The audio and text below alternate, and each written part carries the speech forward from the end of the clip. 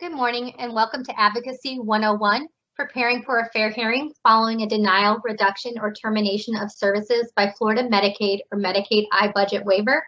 My name is Angela Caldwell and I'm an attorney with Disability Rights Florida. I've been an attorney with Disability Rights Florida since 2018 and I work primarily on Medicaid and Medicaid iBudget waiver cases. Specifically, I've been working on a bunch of behavior analysis, reductions and terminations, and we'll be talking about that a little bit later in the presentation. Hello everyone, my name is Rachel Siegel-McLaughlin. I'm a senior staff attorney with Disability Rights Florida. I've been with Disability Rights Florida since 2012. While working at Disability Rights Florida, I worked as both an advocate and an attorney, and my primary focus is Medicaid and Medicaid waiver related cases, including Medicaid service issues, Medicaid iBudget waiver applications, Medicaid iBudget waiver crisis procedure applications, and significant additional needs requests.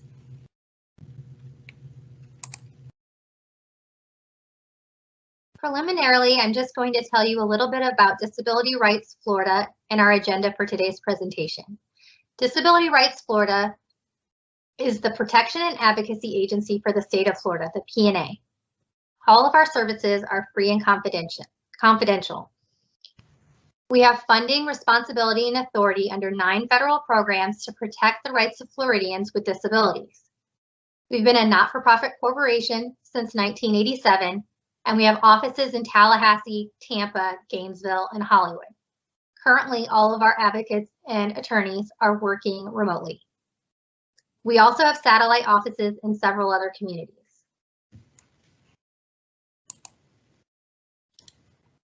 Our mission at Disability Rights Florida is to advocate, educate, investigate, and litigate to protect and advance the rights, dignity, equal opportunities, self-determination, and choices for all people with disabilities.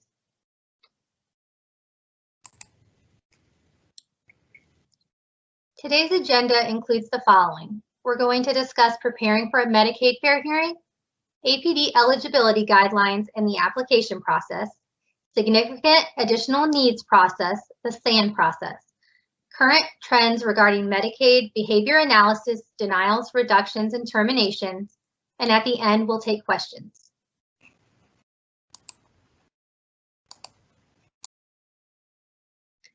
For accessibility purposes, I'm going to be reading all words on each slide. I'll also be adding additional information as we go along.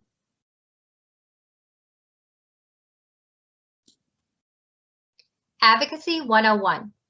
Disability Rights Florida's Advocacy 101 is a manual designed to assist individuals in preparing for a Medicaid case before Florida Division of Administrative Hearings, DOAH, the Florida Office of Fair Hearings, OFH, Agency for Healthcare Administration, or the Florida Office of Appeal Hearings, OAH, Department of Children and Families. Our Advocacy 101 manual can be found online at www.disabilityrights.org/resources/disability_topics/category/healthcare_and_Medicaid.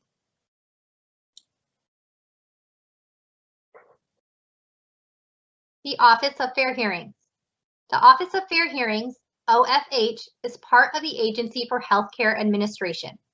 OFH employs hearing officers who conduct hearings in cases affecting Medicaid fee-for-service and managed care recipients. OFH has jurisdiction when the agency or its agent reduces, suspends, terminates, or denies a service.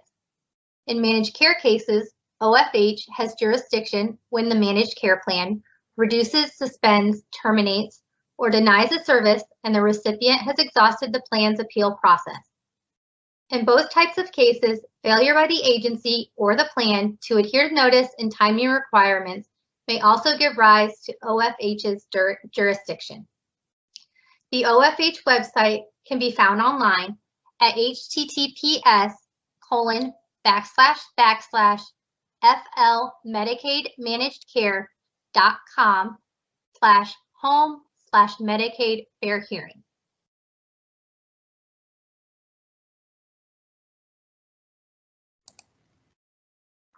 The Office of Appeal Hearings. The Office of Appeal Hearings, OAH, is part of the Florida Department of Children and Families Office of Inspector General. OAH employs full-time hearing officers who conduct hearings in cases where a state agency, such as the Agency for Persons with Disabilities, APD, or the Department of Children and Families, DCF, makes a decision which unfavorably affects a person's rights or benefits. The OAH website is www.myflfamilies.com/office-inspector-general/appeal-hearings. Next, I'm going to be giving you some contact information. The Office of Fair Hearings contact information is the following. OFH's contact information for requesting a Medicaid fair hearing from ACA is Agency for Healthcare Administration Medicaid Hearing Unit, P.O. Box 60127, Fort Myers, Florida 33906. Their telephone number is 877-254-1055. The fax number is 239-338-2642. And their email address is medicaidhearingunit@aca.myflorida.com. OFH's contact information for obtaining information from ACA regarding a Medicaid fair hearing request is the following. Agency for Healthcare Administration Office of Fair Hearings, 2727 Mahan Drive, MS number 11, Tallahassee, Florida 32308. Their telephone number is 850-412-3649. The fax number is 850-487-1423, and their email address is officeoffairhearings@aca.myflorida.com.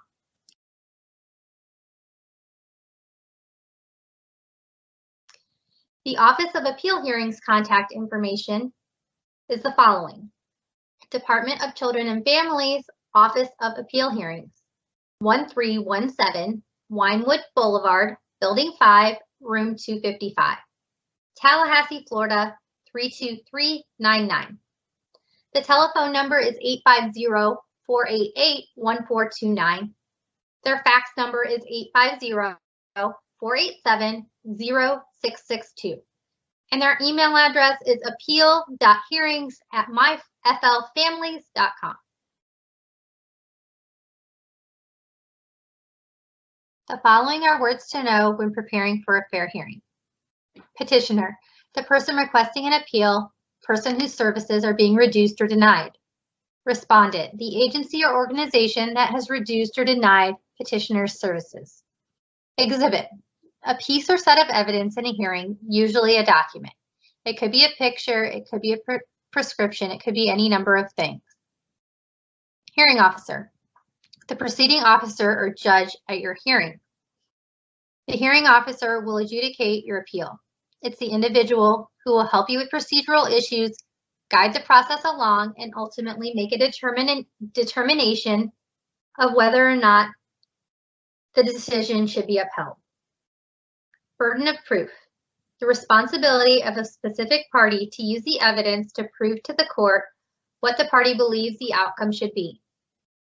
Must be proven by preponderance of the evidence or more likely than not.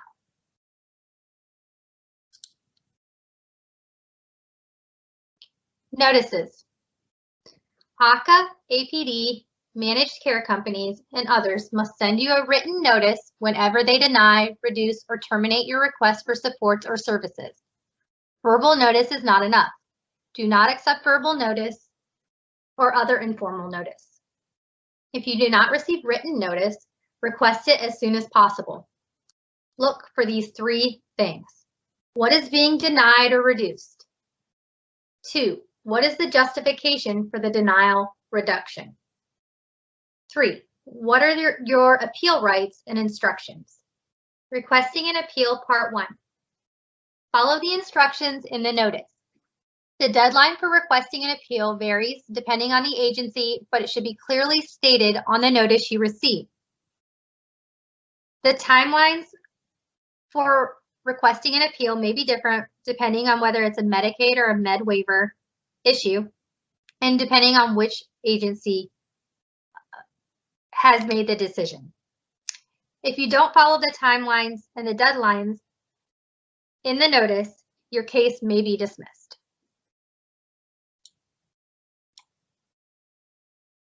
Requesting an appeal, Part 2. Be sure to make it clear if you wish to continue to receive services pending the outcome of your appeal. The deadline for requesting to continue to receive services may be different than the deadline to request an appeal and will be clearly stated on the notice you receive. Sometimes you must request continued services immediately following the adverse decision. Make a written request by email, fax, or mail for the appeal if possible, and save a dated copy of this request. Medicaid managed care plans and the Office of Fair Hearings utilize verbal requests for fair hearings. Write down the date, time, and name of the staff you speak with when making a verbal request. Key differences when requesting an appeal, Part 1.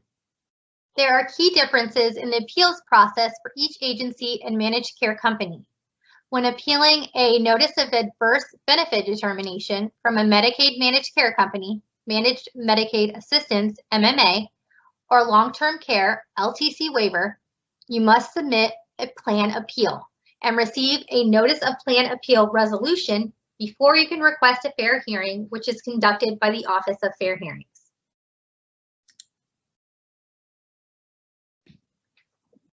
Key differences when requesting an appeal, Part 2. When appealing a notice of outcome from EQ Health Solutions, you can request a reconsideration, but this is not mandatory. You can request a fair hearing without requesting a reconsideration. The fair hearing is conducted by the Office of Fair Hearings. When appealing a notice from the Agency for Persons with Disabilities, APD, there is no reconsideration or secondary review. The request for fair hearing will be submitted to APD directly. The fair hearing is conducted by the Office of Appeal Hearings. In the event that you don't receive a written notice, the way you would request a fair hearing would not be much different. You would contact the Office of Fair Hearings through the intake line, which was provided in a previous slide. Or for APD decisions, you would contact the regional office or the Office of Appeal Hearings directly, and that information for the Office of Appeal Hearings was also provided on a previous slide. 5 steps of preparation, Part 1. You should get a letter from OFH or OAH stating when and where the hearing will be held. 5 steps. Number 1, research the laws and rules that affect your case. Many can be found online, including some links provided in the Advocacy 101 manual. Number 2, write your arguments. Number 3, gather evidence and witnesses to support those arguments. A, evidence can include medical records, school records, letters of medical necessity, letters of support from family, friends, or professionals, provider notes, etc. B, witnesses can be anyone with specific knowledge about the subject of the hearing and may include your physician, a provider, a case manager, family members, etc. 5 steps of preparation, Part 2. 5 steps continue. Number 4, prepare your testimony and talk to your witness or witnesses about their testimony. Number 5, request information from the agency through the discovery process. If you need more time to prepare, you can request a continuance from the hearing officer. You should submit your request in writing. Here's some helpful additional information about requesting a continuance. First, you need to contact opposing counsel if there is someone assigned for the agency to see if they have any objection to the request. If there's not counsel assigned for the case, for OFH cases, contact Medicaid Hearing Unit via the email address provided earlier in our presentation. If there is a managed care company involved, there will be a managed care company email address on the original scheduling order. The managed care company should also be contacted regarding any objections. For OAH cases, contact the regional office. Make the request in writing and note whether the agency had any objection. For OFH cases, make the request to Office of Fair Hearings at aca.myflorida.com. For OAH cases, make the request to appeal.myflfamilies.com. You should also note the reason why you are requesting the continuance. For example, you may need more time to locate legal counsel. You will usually get an order in a few days granting the continuance requested and a separate order rescheduling the hearing for a future date and time. If you don't receive an order granting the continuance, you must call into the hearing as scheduled. Failure to do so may result in the dismissal of your case. The hearing process. The hearing will be telephonic for OFH. The hearing can be telephonic or in person at your request for OAH. The hearing officer, the petitioner's party, agency area staff, and potentially an agency attorney will be present. Approach the hearing and your arguments from a logical and rational, not emotional, standpoint. Let the hearing officer guide the proceedings, but do not be afraid to speak up.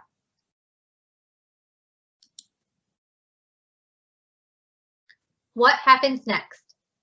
There will not be an immediate response from the hearing officer. After a few weeks, you will receive a written decision from the hearing officer called a final order. Read the final order carefully to determine what has been affirmed and/or what has been denied. If you receive an unfavorable final order, there is a process to appeal that decision. A notice of appeal must be filed within 30 days of the stamped date on the final order. Instructions for filing the notice of appeal should be included on the last page of the final order. You may file in either the District Court of Petitioner's Residency or the First District Court of Appeals, DCA, if the respondent in your case is a state agency. Appeals must be based on legal issues and only on issues and evidence raised during the hearing. You cannot introduce any new evidence or facts during the appeal process. An appeal of a final order is not a new fair hearing or a redetermination of the merits of your case. The Clerk of Courts and the DCA websites are a valuable resource for pro se clients. An appeal of an unfavorable final order is a legal process, and although a pro se individual can file the notice of appeal, you will need to obtain legal counsel for your appeal case to move forward. If you have additional questions regarding the appeals process, feel free to pop them in the chat box or contact Disability Rights Florida following this presentation. One other thing we'd like to mention is that if you need to request an accommodation during your hearing process, you can contact the Office of Fair Hearings or Office of Appeal Hearings by phone or email to request an accommodation for your hearing. You should make this request as early as possible, and it should be made at least 7 days prior to your hearing date. If you do not make an accommodations request early enough, sometimes your hearing will have to be rescheduled in order to accommodate your request.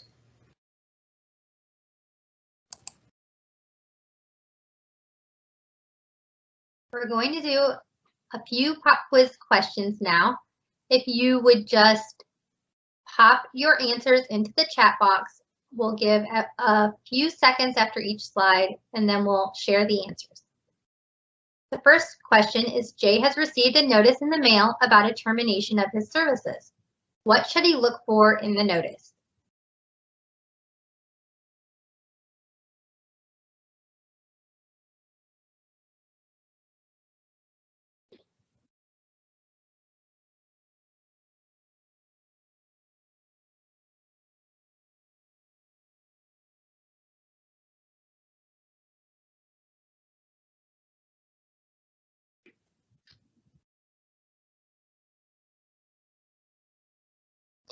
Look for these 3 things in the notice.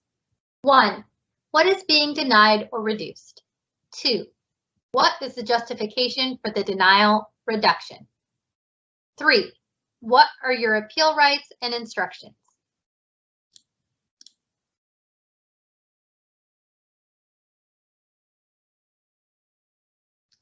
The next question is Jay has received a notice of adverse benefit determination in the mail from his Medicaid managed care company regarding a reduction of his services. What are his next steps in requesting to appeal the action taken in the notice?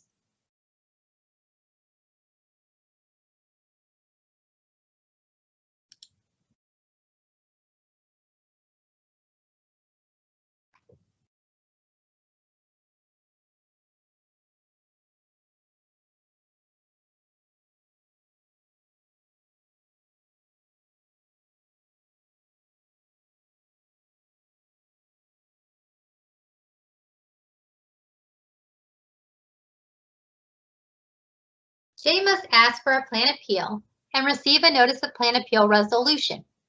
Jay must ask his Medicaid managed care company to continue services pending the appeal if he wishes to keep his services while his appeal is pending. Once he receives the notice of plan appeal resolution, Jay can request a fair hearing through the Office of Fair Hearings.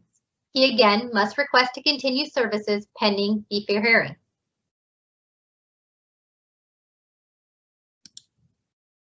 The last question, what does burden of proof mean?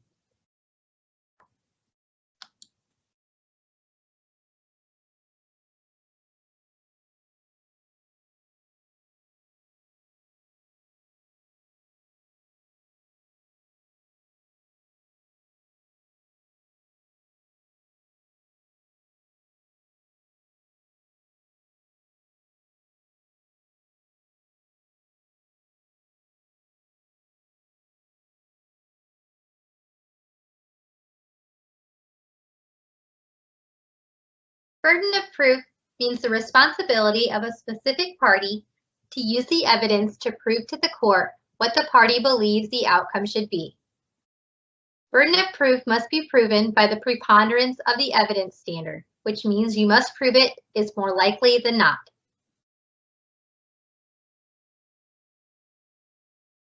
I hope everyone enjoyed that pop quiz. We'll now be moving on to the Medicaid iBudget waiver portion of the presentation.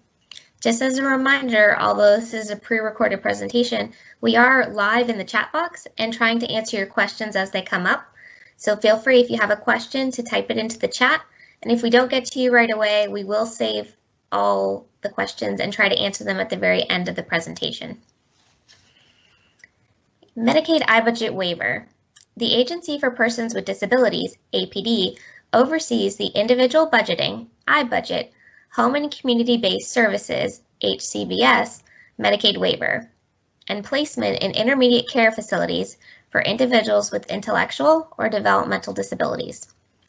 In order to be eligible to participate in the iBudget HCBS Medicaid waiver, an applicant must have been determined to have a qualifying developmental disability or be at high risk of a developmental disability, as defined by statute. Developmental disability means a disorder or syndrome that is attributable to intellectual disability, cerebral palsy, autism, spina bifida, Down syndrome, Phelan-McDermott syndrome, or Prader-Willi syndrome that manifests before the age of 18 and that constitutes a substantial handicap that can be reasonably be expected to continue indefinitely. With regard to the high risk of a developmental disability category, that is for ages 3 to 5 only. iBudget waiver eligibility.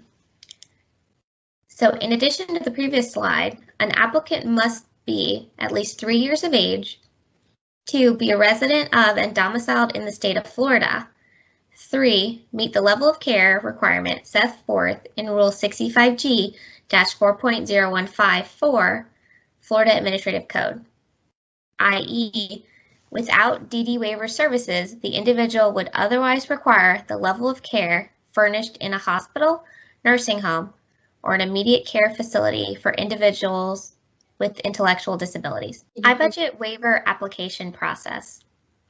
Obtain APD iBudget waiver application available at apd.myflorida.com/customers/application.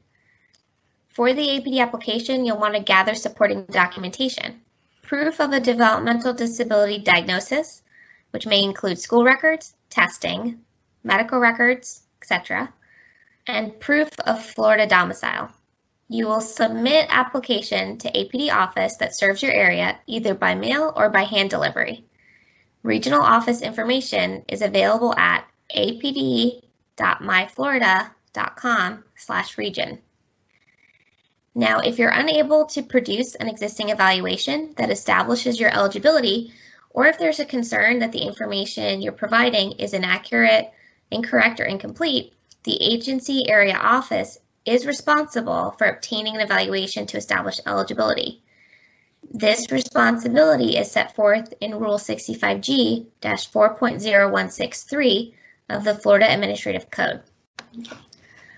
For iBudget waiver eligibility, the medical diagnosis and eligibility criteria are not always the same.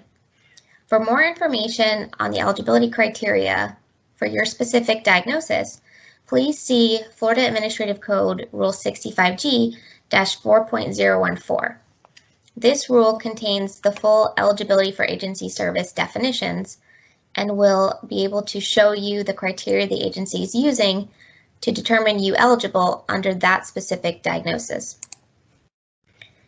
For establishing your eligibility, we talked about gathering supporting documentation, but if you wanted more information regarding the types of providers who should be making the diagnosis or evaluating you for eligibility, please see Rule 65G-4.017 of the Florida Administrative Code. Now let's talk about the iBudget waiver waiting list. After you apply, a decision will be made about eligibility. If you are found to be eligible for services, you will be placed on a waiting list, which is prioritized by category. Florida Medicaid's waiver waiting list contains more than 20,000 individuals. How to get off the waitlist and obtain services. You can file a crisis application or qualify for services per Florida Statute 393.0655B, which states the agency shall provide services for individuals 18 to 21 who need both waiver services and extended foster care.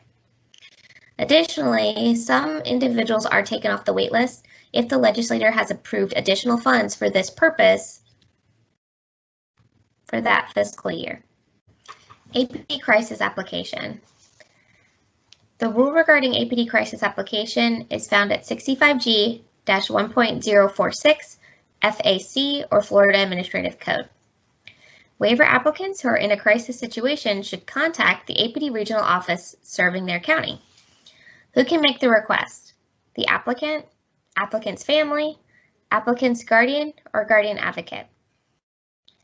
Additionally, individuals in the community who are assisting applicants can also assist the applicant in making the request. When you submit a crisis application, attach records to establish crisis: letters, eviction notices, hospital records, police arrests, Baker Acts, etc. When you hear more about the crisis application rule, hopefully you'll get an understanding of what additional documents you should be preparing. Crisis application criteria. So crisis criteria contained in Florida Rule 65G-1.047. First priority is homeless. The applicant is currently homeless, living in a homeless shelter, or living with relatives in an unsafe environment. Second priority, danger to self and others. The applicant exhibits behaviors that, without provision of immediate waiver services, may create a life-threatening situation for the applicant or others, or that may result in bodily harm to the applicant or others, requiring emergency medical care from a physician. Third priority, caregiver unable to give care. The applicant's current caregiver is in extreme duress and is no longer able to provide for the applicant's health and safety because of illness, injury, or advanced age. This is just a general overview of the crisis criteria. The actual rule contains the finer points, and there's a lot more individual situations that would apply under each of those categories. So I would encourage you to read the full rule or to submit your questions in the chat box. Crisis application decision. If your application is denied at the APD area office level, the APD area office will notify the applicant or applicant's representative in writing of a denial of crisis enrollment. If the area office concludes that the applicant may meet crisis status and other programs cannot meet the applicant's service needs, the area office will submit the initial assessment to the central office for review and final determination. The central office will notify the area office of whether it has approved or denied the application. The area office is responsible for notifying the applicant or applicant's representative of the final crisis determination in writing. The notice will contain instructions on how to request an appeal of the decision. Now, with regard to your crisis application, if you get new information, you can always reapply, even if you're denied the first time.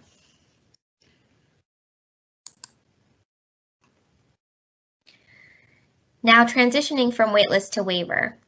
So if your crisis application has approved, you will now transition from your waitlist placement to the Medicaid iBudget waiver. In order to do so, you must establish Medicaid eligibility, choose a waiver support coordinator, WSC, receive your iBudget allocation algorithm amount, participate in an AIM meeting with your chosen WSC.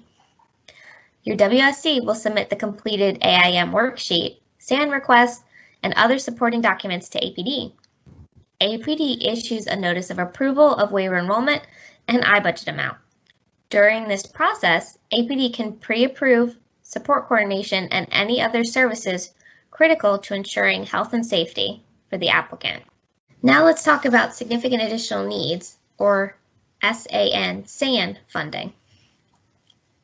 SAN funding is governed by Rule 65G-4.0218.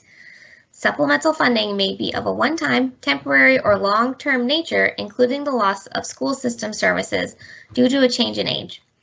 A WSC shall submit any request for SAN funding on behalf of an individual.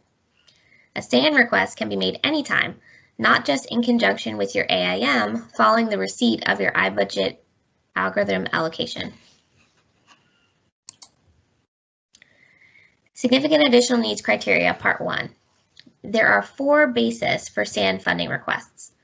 The health and safety of the individual and those around them are in serious and immediate jeopardy unless additional funding is provided.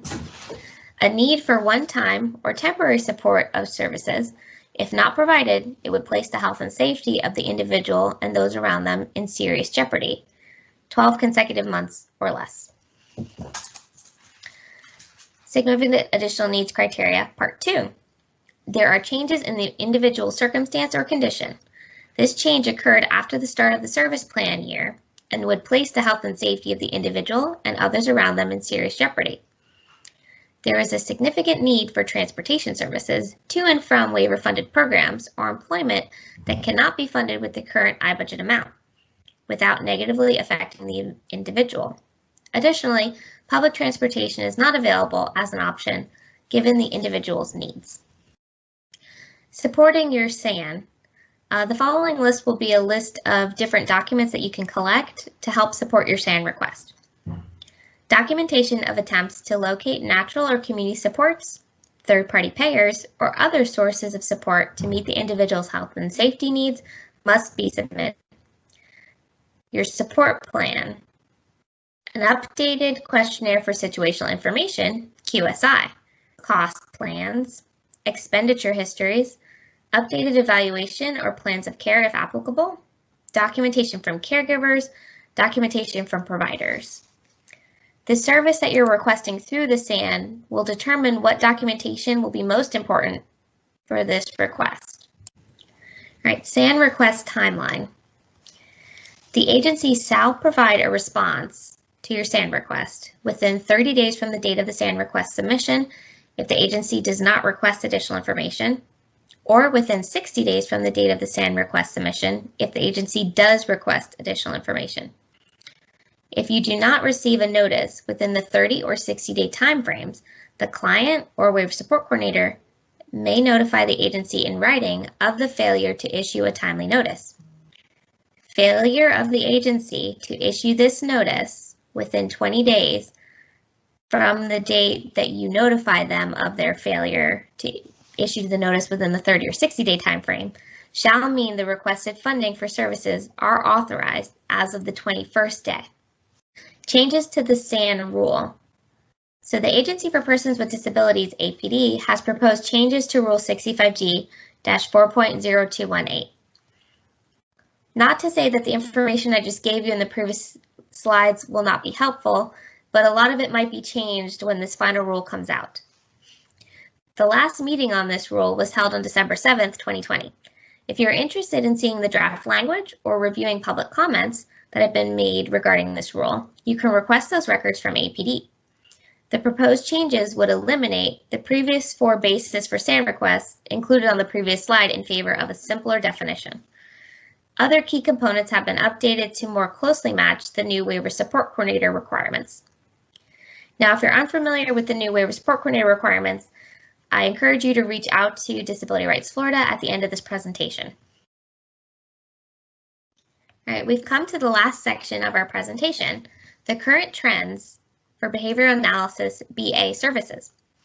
Over the last 2 years, DRF, Disability Rights Florida, has received increased requests regarding Medicaid behavior analysis service denials, reductions, and terminations.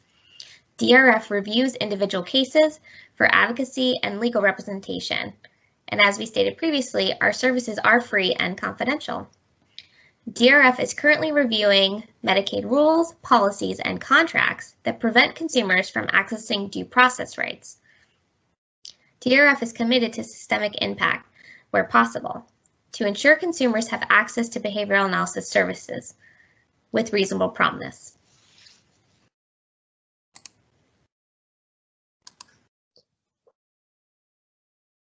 Next, I'm going to go over a few situations we have recently seen. Current trends, most common concerns, part 1. Reasons that behavior analysis assessments and services are denied include the following. The request for a BA assessment does not contain all of the necessary information. For example, the professional recommending BA services does not include a description of the maladaptive behaviors and how they impact the recipient daily. Or the behavior plan contains elements that are not standard practices within the field of BA. For example, cool down or meditation techniques.